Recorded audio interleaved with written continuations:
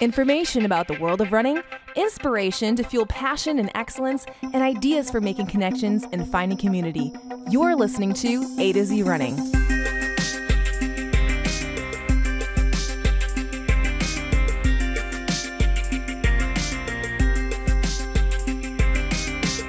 All right, welcome back to the show. I'm Zach. And I'm Andy. And we're going to start off here very briefly talking about Topo Athletics shoes. Yeah, you may not have heard of it. It was kind of new to our radar too, and we wanted to check them out. So this largely came because a couple of you had asked some of us what we thought about those shoes. And my answer was, at the time, I don't know. I've never heard of those shoes. So we did a little bit of investigating. We got our hands on some of the shoes. We reached out to the company and said, hey, what are you all about? Can we check out these shoes? And our conclusions are indefinite at the moment because we haven't really done a lot in the shoes yet, except we can tell you to what to expect. Because if someone's saying, hey, these shoes are awesome, you got to try them out, two things you need to know before you just say, oh, someone said they're awesome, I should try them out. First, their toe box is very wide. That's important because they do it on purpose. It's intentional design, and it's based off of some ideas about how your toes should be spreading out more when you impact the ground. They're designed to do that, and so they create space for that. However, if you have very narrow feet, your toes are going to be sliding around. Your forefoot, you just can't get the shoe tight enough. A lot of reviews even say exactly that. But if you have very wide feet, this actually might be a great shoe for you with that regard. So I have narrow feet, and I have found them to be actually very comfortable. Andy does okay with them. Yeah. But again, we haven't done a lot in them. Just what I've little noticed, bits. I think that a lot of you know that I've been having like a foot problem, and I was kind of going between a few different shoes, and the Topos actually felt really decent.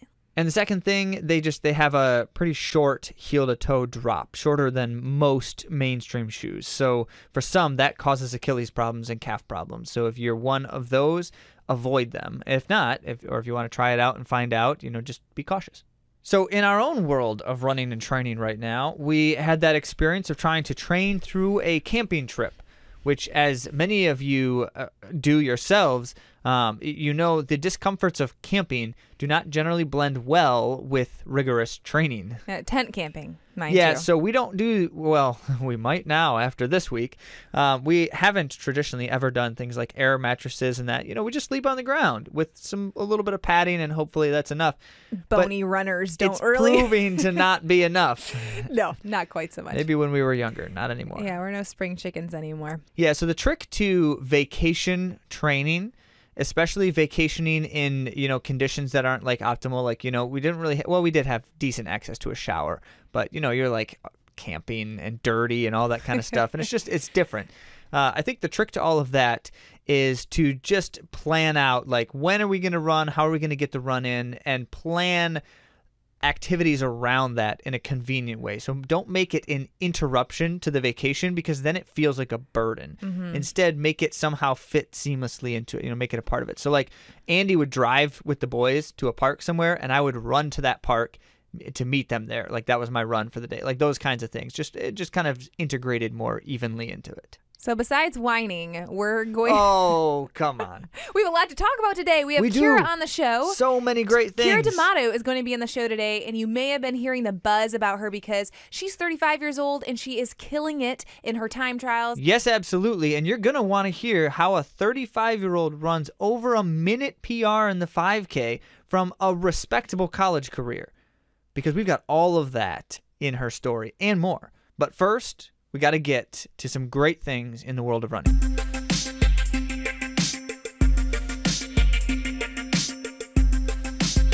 So first, before we get to some track results, because we got a lot to talk about from elites running, professionals running fast times, which is exciting, I just want to mention this because this is an interesting thing. Jim Ryan, so the Jim Ryan, the epic American miler from the 60s and 70s, he was just awarded on July 24th, I believe it was, the Presidential Medal of Freedom, which is the highest honor that can be awarded to a civilian. In the United States. In the United States. And so he was awarded that. But what made this kind of interesting to me, and it just was a curious little thing, is that's really cool. But then Matthew Centrowitz Jr., and Alan Webb were in attendance with him at the ceremony, which is kind of cool. So these are younger milers. Webb's just a little bit older than Centro, not a ton older.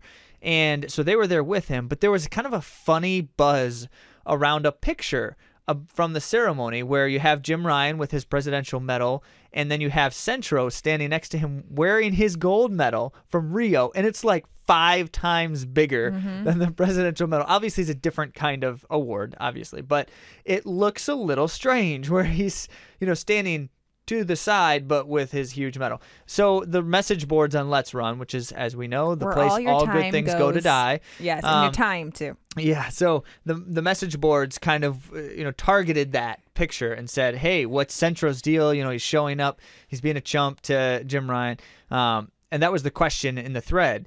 And immediately it was the co-founder of Let's Run. So clearly he jumped into the message board to set the record straight here so people weren't just being mean needlessly. And he was there. He was at the event, and he said, okay, that's not what happened. Centro was asked to wear the medal. Right. Obviously. So then you read further down in the message board. It's really actually funny. Read further down in the message board, and someone posted a little bit later. They're like, people, is there something wrong with you here? Clearly, this guy isn't packing his suitcase to go to this event and thinking, I'm going to pack this medal because, I'm just going to throw it on over my suit at someone else's ceremony. Nobody thinks that. It's just funny. Bling bling. It was funny. We're not going to link to the message board thread. You don't need to dig into because we don't want to waste your yourself. time. But the co-founder of Let's Run did mention that he talked to Centro, and he had a pretty funny story about his experience with TSA trying to fly with his Rio gold medal. We've Apparently talked about that silly. before. There's some really interesting things these athletes have to say. Yeah. So there's more funny news. Women's world record, not funny, haha, but pretty cool, interesting. The women's world record mile while dribbling. Dribbling a basketball. Yes. We had the men's, if you remember, back in the spring, and it was like 4:33, which is blazing dribbling a basketball for men. But the women's is now broken. Yeah, Sydney Massarelli, she ran the fastest mile while dribbling a basketball in 5:08. 5:08. Yes. So apparently she's a basketball player and a runner. So those two things combined, and there's a speedy mile. I don't even know if I could dribble that long without losing the ball. I don't know if and you not can moving, dribble just like for any sustained period standing. of time without losing the ball. So I'm impressed. That's good. There was another secret race in Claremont, Florida, and Noah Lyle showed up again. He ran 9.93 seconds. Shanae Miller Yubo ran 10.98. She broke 11 seconds, and that was the lead. I think it's the leading time right now In the world. Yeah. So Cool. Fisher Price, she ran 11 seconds just a couple weeks back, but now Shanae is the leader.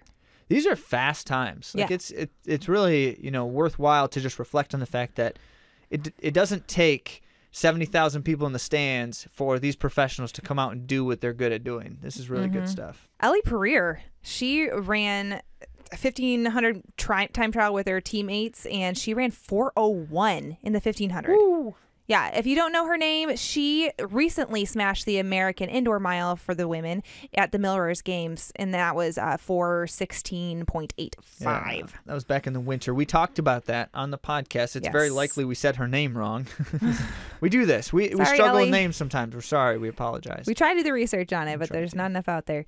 Bowerman Track Club, again, they had another inter-squad meet, their third one.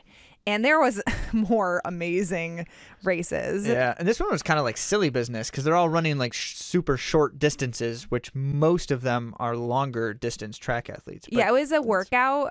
Gwen Jorgensen said it was it was a workout, time trials, but they were doing, I think, 1,500, 600, and then they did this relay. They did a 4x400 meter mixed relay. Yeah. That sounds like a blast. Yeah. So Mohamed, he got it for the guys, 3:34.89, which is a personal best That's for fast. him. So for those of you who aren't super familiar with 1500s, that's essentially the same value as running 3:52 in the mile. Krista Schweitzer, she was looking to go under 4 minutes, and she got 4 minutes, 0.02 seconds. And her goal was to break 4 minutes. And she looked amazing. She looked so strong. But missed it by so very little. That's and fast. that gave her a top 10 all American time. So all time in America. All time in America. And then in the full mile, Team Boss showed up. And that is led by Coach Joe Boschard, and his wife is Emma Coburn. So Team Boss is stacked. Corey McGee, she ran 4:21 for the full mile, which is an excellent showing. Danny Jones and Emma Coburn followed behind in 4:23. And speaking of fast, coming up after the break, we are talking to Keira D'Amato.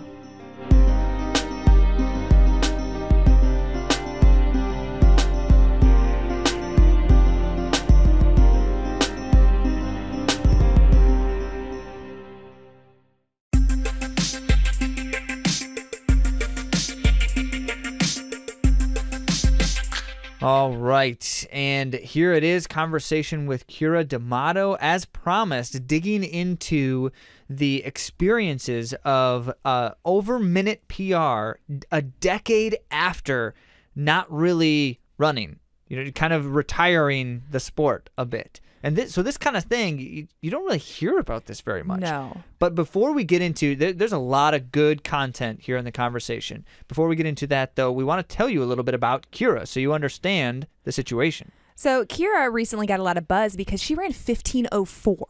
15:04. 15:04 solo on in the 5K. track. Yes. So she had a little bit of pacing, but it was not a race by any means. And she pulled out a 15:04, which, like Zach said, was over a minute PR for her. And so she's gotten a lot of buzz. But she's got 2 kids. She's a realtor, and she is like living a full, vibrant life while training for long distance running. She qualified and competed in the 2020 Olympic Trials marathon, where she ran a PR of 2:34:24. Wow. In Atlanta, in on Atlanta, the hills. those nasty hills. What they like to call an undulating incredible. Course. She was 15th place overall, and training for the trial, she's running 100 to 130 miles per week. But that's not where she started, and I'm gonna let her tell you about her journey building to get to that point. We're literally talking about how do you go from 10 years of basically nothing. It's not nothing. He's being exaggerated. Yeah. Almost. Literally going from 0 to like one of the best in the world in a few year span. Yeah. Well, I do want to mention, just on a personal note, that Keira is so much fun to follow. I just followed her on Strava, and she's hilarious. You need to follow her. She is. So here's her thing. This is what she does with Strava, which I think is just very great. You want to follow her because when you see her posts come up, her posts almost every day are jokes. Like the post in Strava itself is her run, but the title of it is a joke. And they're usually some kind of like great dad humor, the classic dad jokes. It's all great stuff. And pretty original, very clever, and lots of fun. So you do want to follow her on Strava. And of course, just we'll so link that to all of you this. can see these wonderful jokes. And then also, what does it take to be a 15:04 5K runner? Yeah. And you can see that in her training, too. And after this recording took place, she ran a 10K that she won. It was like one of those secret 10Ks. Kind of an exhibition 10K. Yeah, and she ran 32:33, and she was just leading the whole pack. It was insane. Brutal. Yeah, just crushed. And it was super hot. She said that the MVP was the sprinkler because they had a sprinkler There's out a sprinkler on the track. Great idea. Yeah. Yep. Anyway, so fabulous showing. She is definitely one to watch, and we're so excited to introduce you to Keira. Hi, Keira. Thanks for joining us. Hey, thanks for having me. I'm super excited to be chatting with you guys. Oh, we are thrilled to get you, especially since everyone's wanted to have you on. So thank you for saying yes to us and for responding to my comments on Instagram. Just hearing you say that makes me laugh because I'm just a mom that loves to run. So the fact that you're hang on though. So I need to tell you then, Keira, the little bit of backstory on at one point or another, Andy was looking at her phone and she suddenly starts freaking out. And she's like, oh my goodness, I got to tell you about this thing. And I got to tell you about this person and what she just did. And so you are an inspiration for many, but especially for Andy at this point in her running career when she can see someone do what you've been doing. And, it gives people hope. And so, even even if the performance numbers weren't what they are, which are amazing, by the way, and we'll get to that, but even if they weren't, you're still an inspiration because of going out and doing it and then being able to prove that it can be done and it can be done successfully. Yeah, and on a time trial situation. Like, that's incredible. So first, we want to back up just a little bit, Keira, and let's talk about how you got into running. So I got into running just because I played every single sport that my mom could sign me up for growing up. So I was on the soccer team, I was basketball, tennis, swimming. Like, I had one season with T-ball and I got hit by the ball and then I didn't want to play that anymore. But pretty much anything that I could go and play, I was in. But I always noticed I was a lot faster than everyone. So I feel like I was a really good soccer player, but I looked like a great soccer player because no one could outrun me. So, and then when people started developing their skills, and that was actually more important than speed, then it started to like even out the playing field, and people realized, okay, she may not be as talented, but she can get to the ball first. But I found from a really early age, I feel like I kind of realized I was destined to be a runner. Because like in a soccer game, we'd be losing, and I'm just such a competitive person that I'd like rewrite the story in my head and be like, okay, well, we may be losing by 3 goals in this soccer game, but I bet if there was a race all the way around this field, I'd win. So that's like in my head, I'm like, okay, we're losing, but I'm still a winner. But it was always like I resorted back to running with that. So I always knew I was kind of a standout in running. And then I joined the cross country team in high school to prove to the soccer coach that I was fit and I was dedicated. And I went out and won the first race that I was in. And I was like, I think maybe I should hang up the cleats and really focus on this. I think this is probably where I'm going to excel at. Mm-hmm. Nice. That's funny. We just talked to Abdi, and he said the same thing. Like, he jumped into the sport, and he won his first race. And it's like that feeling. It's like, but in that race, which is really funny, and I talk to a lot of high schoolers, and I tell them this. During that race, I thought I was going to quit and that was going to be my last race. Like, I remember getting to like maybe a mile and a half into the race and thinking like, well, this isn't for me. This hurts a lot. Like, I would be totally fine if like a deer came into the course and knocked me out, or like a flying golf ball, or just something take me out so I don't willingly quit. And then that wasn't happening. So I was like, okay, well, I'm not a quitter, so I'm going to finish this race. But after that, I'm done. This is the last race I'm ever going to do. But yeah, it's running when you're getting into it. It sucks, man. It hurts. Yeah, but to win, you knew like this is something you have to do. Like, how do you win a race and then say, well, actually, that's my last one? Right. Exactly. I want to ask you a question then, Keira, as a follow-up to that, because so it does hurt, and you know it's going to hurt because you've done it before. So every time you do it, you know what you're subjecting yourself to. So then, in your mind, what is the greater motivator? What's the reason you can endure that and do it over and over and over? Well, and I think that's developed a lot through my career. So it's like at first, you go with the tagline, pain is temporary, pride is forever. And so you're just telling yourself, that quote that's on all the back of the high school shirts or whatever. And eventually it evolved to like, just embracing the suck was like my tagline. Like, it's going to get to a point where it's going to suck. Just embrace it and get through it.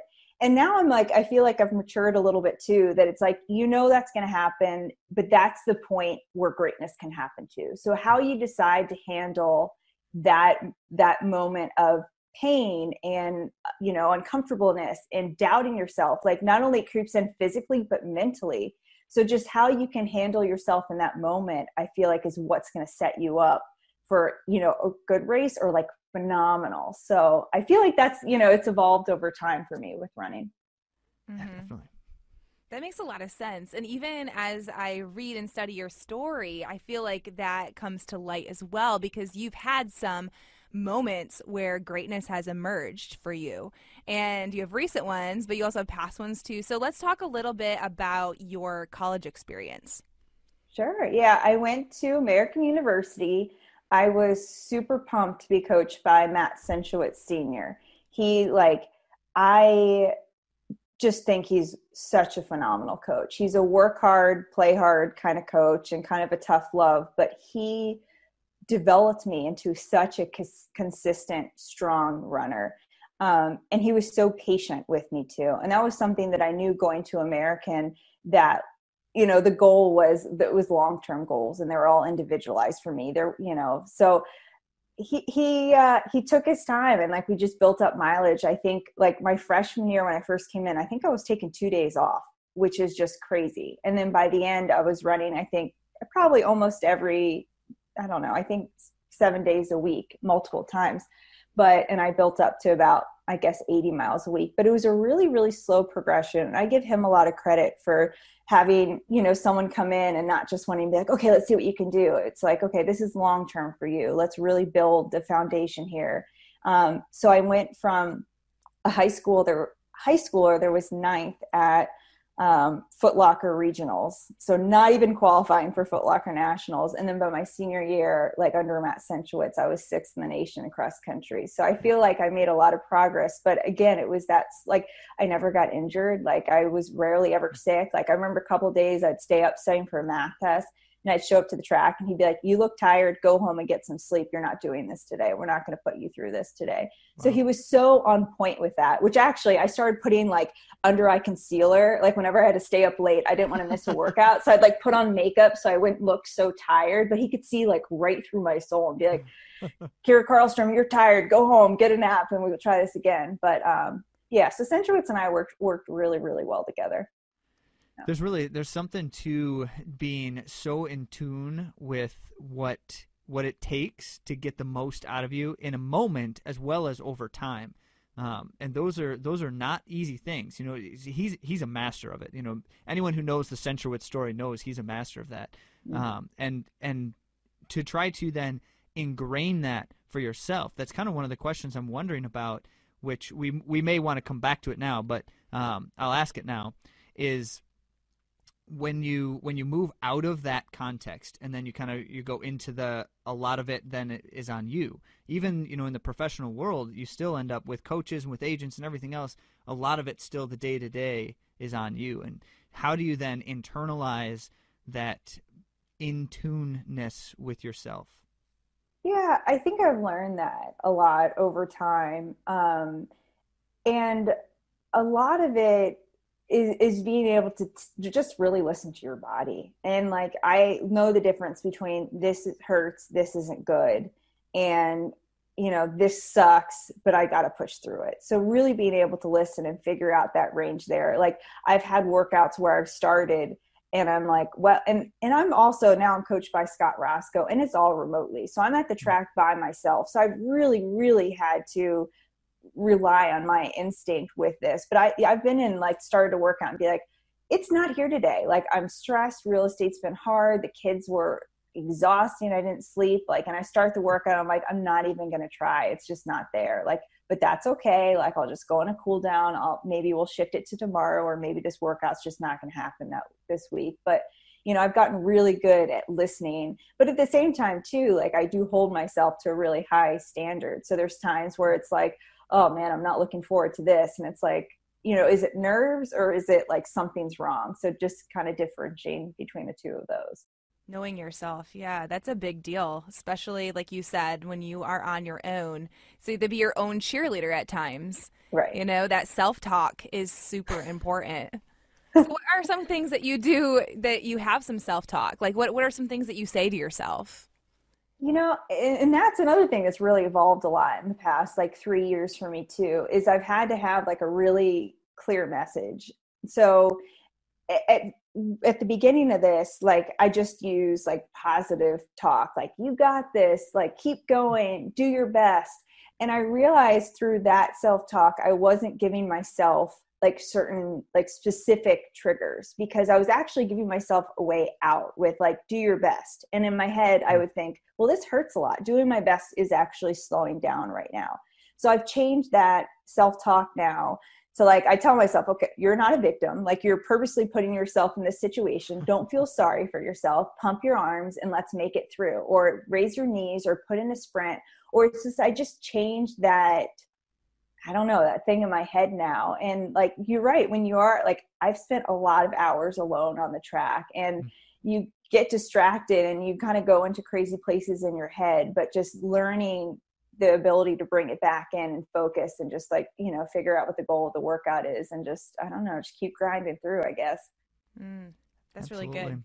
I like the directives. I think Yeah. that's a great takeaway for all of our listeners to have like you said, specific directives that you're giving yourself. And I do that same thing where the doing your best thing. Or like I'm doing my best when it's Right.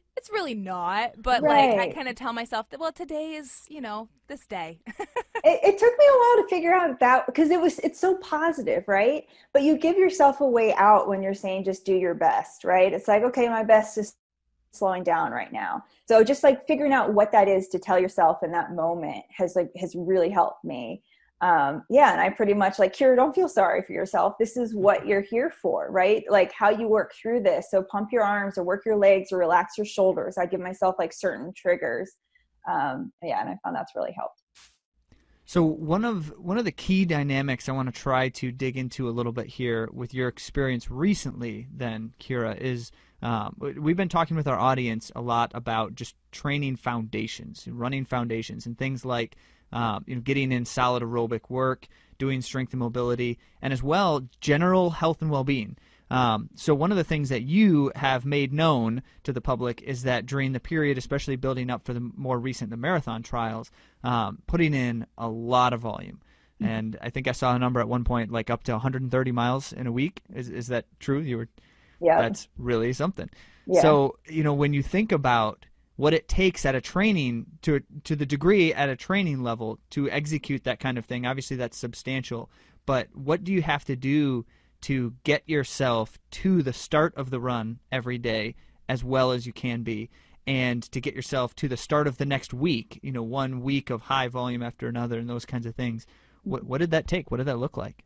Yeah. And also I listened to your series. It was awesome. So I like for anyone that's listening that hasn't listened to it, it like I learned a lot through like learning about the aerobic fitness and strength and mobility and flexibility and all that. Super, super helpful.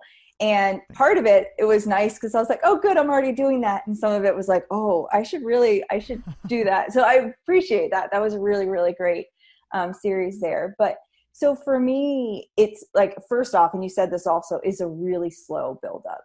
So I didn't start with 130 miles a week like that. I've at the most have increased by 10% per week. And I go in like, I have a 4-week cycle where I'll start at a certain distance, go up by 10 miles, go up by 10, and then I drop back down to even lower than I was the 3rd week. And then I start building back up. So slowly over years and years, I've gotten up to 130. But I definitely don't hang out there for the whole time. I'm kind of doing a pattern. But I think the key with that is building up slowly and then just monitoring yourself on your easy days, your recovery runs. Make sure they're at a pace. Andy, I heard from you that you like to go really fast even on your easy days. But like I have some not to rag on my husband, but this morning I ran with him and we were like just, jogging around at 8:30 pace, which it's a solid pace, but that's, 3 minutes slower than my marathon pace. So but I think that I have the ability to run slow on my recovery runs, I think has really, really helped me get in the mileage and the time on feet and help build my aerobic fitness. But it's not a huge stressor. I can recover really quickly from it and I can go out and do, a longer run in the morning, get back out there and do a second run because I am running easy on my recovery days. And then my hard days, I take really, really hard. And then my long runs, I also focus a little bit more on pace on those. But as far as everything else in between, I make sure like that I am listening to something, I'm kind of zoning out, I'm having fun. Like I call it conversational pace, that I could be talking with a girlfriend if I was running with someone. So yeah, I try to make sure that I'm recovering and doing those runs at a pace where I'm not going to burn out so I can really, really hit my important days. I was wondering, because you had said like choosing to be here. I am choosing to put myself, you're talking about in a workout, I'm choosing to be here. Like I am making this choice. So let's talk about how you made the choice to get back into serious running and what that story was with that. Yeah. And this is kind of funny. Like, I don't feel like I chose really to get back into serious running. Like it kind of just happened because like I always tell people with running, like, you need a really strong why, but that why can always change and evolve. So for me, like, my why I started running was to like lose weight after pregnancy. Like after having 2 kids, I'm like, okay, no more kids. I can get my body back. This can be about me again. And then it kind of turned into, well, I wonder if I could complete a 5K. And then it was like, wow, I just finished running. Like I remember I ran on the treadmill. Like my daughter was in a little bassinet right next to me. And this was probably like, I don't know, 2 or 3 months after I had her, maybe 3 or 4. And I finished, like, I couldn't believe I ran the whole 3.1 miles and I didn't quite break 30 minutes, but it just kept going and I kept setting those little goals. And then my uncle was hosting a 5K a month later. And I thought, I bet I could run on the roads and do the whole 5K. So I feel like I just kept on setting that goal a little bit higher. And then I'd get there and be like, wow. And like, I'd take my victory lap and I'd celebrate like I just won a gold medal. Like I remember when I ran under 25 minutes for the 5K coming back, like I seriously did a victory lap. Like, I don't know, I'd won the Olympics, but like I kept setting that goal and I kept wanting a little bit more. And it was so fun to reach a goal that I just kept setting another one. And then eventually I got to the point where I'm running faster than I was in college. And then that's when like a little light bulb went off and I'm like, wow, like I am faster than I was in college. So now all those things that I didn't accomplish, like my first round of running, are back on the table. And that's when it started getting like really, really exciting for me, that I'm like, I said goodbye to all those dreams and all those goals and all those things that I didn't hit. I moved past them. It was tough, not hitting your goals like really sucks. But now it's like, wait a minute, there's like, I'm better now. Like those goals are back on the table. So I feel like I kind of fell into it, but I'm happy that I did it the way I did. Because if you would have told me, like, coming back, say you put me on that treadmill the day that I was trying to run the whole 5K and you said, okay, let's train for the Olympic trials for the marathon. Like, I would have just laughed at you. Like, are you kidding me? Look, I'm just trying to run 3.1 miles straight on a treadmill while my daughter is sleeping next to me right now. So I guess I kind of fell into it. And then like once, and the better I got, then, the bigger the goals got, I guess. I'm curious, when the gravity really set in, when the weight was present and the goals were grandiose again, when you looked at what you wanted to try to do or what it would take to achieve those things, what then was new or different or changed from how you had worked toward your goals in the past? I feel like through this process, I've been improving at such a steady rate that I've never really thought I need to do a whole lot more. I need to add this. I need to do that. Like I've never like freaked out and tried to like push a whole lot more into my training, because everything I'm doing is working. So I feel like I've had a lot of the confidence in my coach that this like progression that we're on has really been working for me and I'm improving. So, but through time, we've had to add different things, because along with the miles, I need to make sure I'm doing a lot more recovery, a lot more general strength exercises and stuff, and making sure I'm activating muscles that aren't getting activated when I run like straight for a really long period of time. Well, yeah, I think actually the biggest difference is it's just so much fun. Like in the past, I felt like it was my job, like it was my goal, it was my life. I was Keira the runner, and that was it. That's all I cared about. My world revolved around running. And now, like, I'm Keira, the mom, the wife, the realtor who runs. And I think taking that pressure off for me and making sure that I've kept it as this fun thing that I work really, really hard at and I can really excel at. But that's taken so much pressure off for me that it, like, I see it as like a gift to get up, like to have the time in my day to be able to squeeze in a run all by myself. Like it's a gift. It's a luxury. I feel very, very lucky to have that. So I think just the perspective and the way I look at running now compared to before, it's just, I can handle a whole lot more now because it's so much more fun, I guess. So it's like, it's easy when you're having fun doing something, you can do a lot of it, right? Like, I feel like no one can really tap out on how much fun they're having. So yeah. Oh, I really resonate with that. I feel that was kind of a difference for me too. Before having kids, it was more laborious. And then after, I'm like, I have no children right now. Like, I get to run. It's the break. It's so, my mental attitude, like the way that I approach running now is just so much more grateful. And I think that translates to better running. How would you say, we talked about this a little bit on Instagram, but how do you think it's possible right now that you are hitting the best times of your life? I think a lot of it revolves around what I just said. But I think part of it, and this is a really funny, but back when I was just getting back into running, and I was starting to feel like I could be a little bit competitive again, I was listening to a podcast, The Conan O'Brien Needs a Friend. Hillary Clinton was on it. And she was saying when she was growing up, she was a basketball player. But at the time in her high school, women could only play half court basketball. And she kind of made a joke that they were afraid that if women played full court basketball, that their hearts would explode. So like listening to that, like it was really funny, but I was thinking, you know what, like the scientists and people change the rules every day. Like who says I'm supposed to be slowing down right now? Maybe this is one of those things that they're going to say, oop, we got it wrong, you know, like I feel like just hearing that, and I know there's a whole lot of proof to show as you get older, you're going to slow down. But like that little comment that she said just gave me like permission to like go for it and at least try, and just not even to believe that I'm supposed to be slowing down. Right. Mm. So it's like, they thought that then and they were wrong. So maybe they think this now and they're going to be wrong too. So I kind of like, I pushed that aside, that idea aside, and I just totally don't believe in it. And I don't know if that's just what I've needed to tell myself just to keep going at this rate. There's something too as well. And so we were talking to Abdi just recently, and he was, at 43 years old, qualifying for his 5th Olympics, and he ran on the Atlanta course, which, you're a testament to the same thing because you ran a really fast time there as well. But, he ran only a minute and change off of his lifetime marathon PR at 43 years old. Like, obviously there's something there. And he's one of, many stories. We can tell a lot of those stories. I really think a lot of this has to do with, and this is me speculating, I haven't found research to justify this, but a lot of it has to do with most of us, as we're aging in the sport, we're trying to continue to train the way we've always trained. We're trying to be the runner we've always been.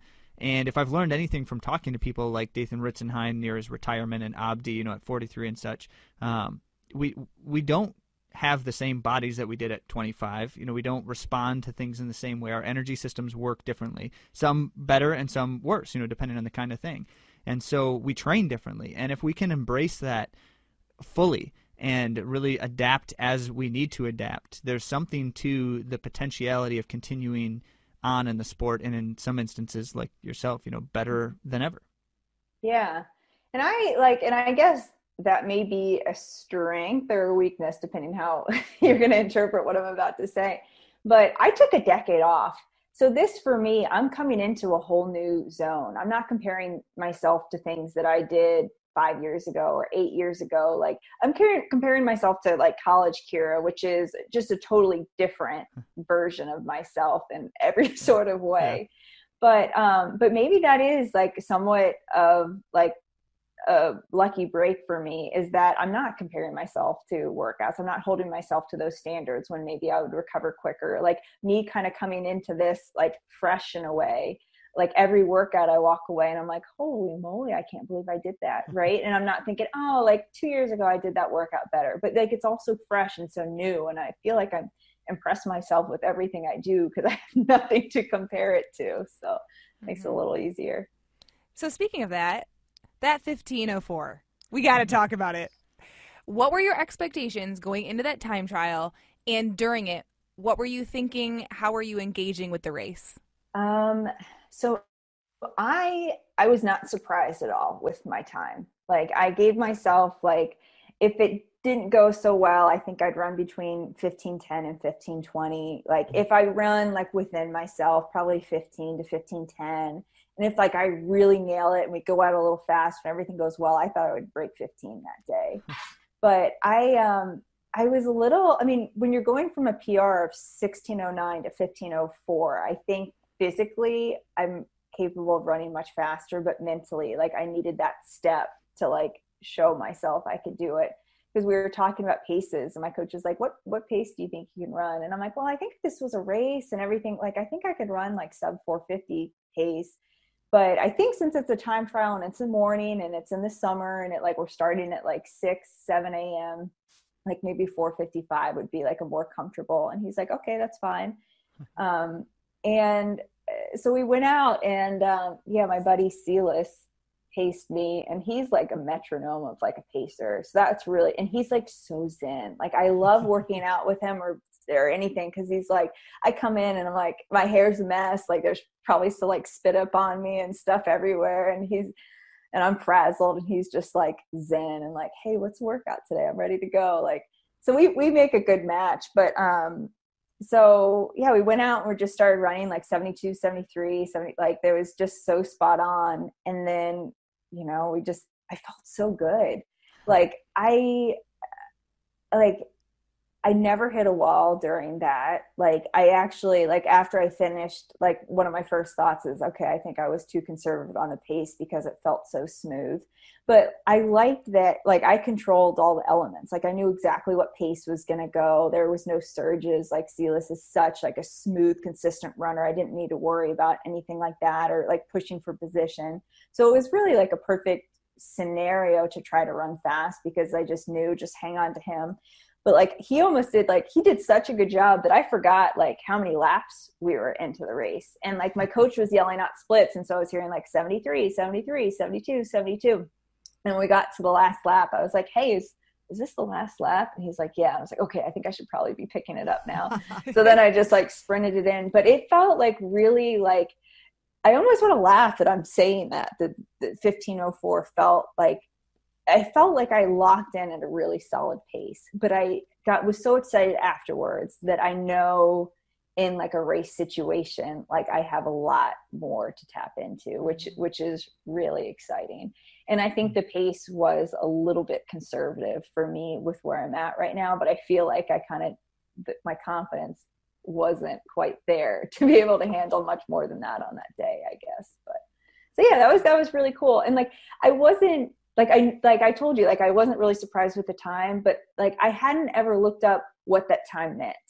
So I didn't know like how this ranks in the US. How does this rank with women over 35? Like how does this rank in the world right now when there's absolutely no races? Like someone told me I was like 6th in the world, and I'm like, well, that's easy when there's literally no other races. Yeah. So that was really surprising to me. I wasn't expecting that. In a way, like I was kind of like, oh gosh, my secret's out. Like I've known this whole time what I've been doing in workouts, but now it's kind of like, the internet knows now, and that's been a little bit weird, but yeah, I'm here for the ride though. So really, I guess my last question at the moment, because there's so many things that we, could continue asking you about, but for the sake of time, what, if any, what do you feel like are the obstacles you still need to remove or overcome to be there, wherever the there is next? I think for me, like I've put up almost a little bit of a wall with running being my fun thing, to keep it fun and to keep it safe. And then like, it's okay if I don't hit some of those goals, because this is my fun thing. So I think for me, I'm now transitioning into that I'm taking this really seriously, and it can still be fun, but I have these really serious goals. And so I think like a little bit like, the fear of failure, like I need to like get over and really start putting myself out there a little bit more to be able to make it to the next level. And I think that, I've done, I feel like a pretty decent job balancing my life right now with running, but I think to really get to the next level, I'm going to have to wait, put a little bit more emphasis on running. So just being able to find like that new balance for me and my family, I think is going to be, a little bit of a challenge, but yeah, I think now, like, I feel like I've proved that my fitness is there. And so it's just going to be getting into the races and really making, rubbing elbows with people and making sure that I'm able to do that on race day. And I love races. Like I would race every single weekend if I could, but, so just, yeah. And just really figuring out more about race strategy. And it's been a really long time since I've raced on the track. So just making sure to get those race tactics and the race sharpness, like track sharp. So that's what I'll be focusing on next. But yeah, it's exciting that now I have another year to train and see what I can do at the Olympic trials and have the another shot to make a team. So it's pretty cool. Absolutely. We're excited to be watching it for sure. We'll be following you all along the way. We'll keep our audience updated on what you're doing. It's been kind of fun because like I feel like in a way I'm sticking it to the man right now. Like I don't have a sponsor. Like I don't have like a training group. I'm not at an altitude camp. Like I'm not like there's so many different things that I don't have, but I do have a lot, and I've created my own little village, I guess, in Richmond, Virginia. But it's been really fun to do it my way. And I like that I'm kind of like, I'm representing just the everyday person, I guess, that can do it their way. Like there's not one set path to get there. And so that's what I'm really proud to show is like, I've done this my way and like, I'm still getting there, and I hope it continues to go well. But yeah, I appreciate that. I really appreciate you taking the time to learn my story and sharing my story. And this means a lot to me. Well, thank you so much for coming on. All the best. All right. Well, that was a stacked conversation. Just a lot of great insights, and certainly just the story. I just love the story. So, Andy, what's your big takeaway? I was very encouraged at the progression that Keira had. So she talked about postpartum, she's taking it slow. She's celebrating these small victories, which were minutes off her PR. Like I think she said, 20 and change for a 5K, and she had run 16 minutes in college. Yep. And she was celebrating that small victory, and as she gained momentum and she gained confidence, and she just took that gratitude and love for the sport and celebrated all the way through it. So I just love following her joyful journey, and I really appreciate how she shared where she came from, because I think a lot of us, whether it's injury, life circumstance, setbacks, me personally, I've had that postpartum, time too, where things look a little down for a minute, and just being able to celebrate the comeback. Yeah. And I definitely see in her journey this idea constantly of, well, what's the next little bit I can do to move me one step further. And so she talked about, at some point or another, she's adding in more strength and mobility, more targeted activation stuff. She's adding in more volume very slowly and gradually over time. Like those things are just looking at what you're doing and seeing where is there room for growth. And she just kept slowly marching along. And that's a great approach. I just really felt like I connected with Keira as a person, and I think that you'll really enjoy following her too. So make sure you follow her at Keira D'Amato, and you can find her on Instagram. We'll also link to all the ways that you can follow her, including Strava. You got to do that on our blog post associated with this podcast, which is AtoZrunning.com/episode 43. Excellent. So don't miss next week, because we've been diving into training from kind of a big angle here. Next week, we're getting granular as we talk about great tips for strength and mobility.